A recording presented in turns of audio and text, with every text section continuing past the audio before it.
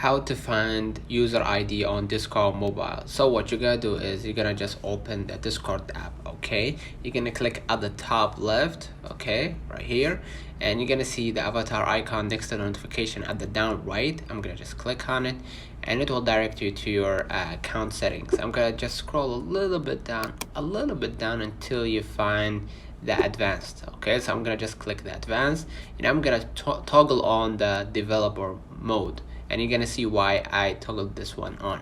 Okay, I'm gonna just go back right here and I'm gonna just go ahead to my Discord server. So I'm gonna just go ahead to any server, let's say for example the free chat right here, and I'm gonna just type GM. Okay, so after I click GM, I'm gonna just click at my avatar icon right here.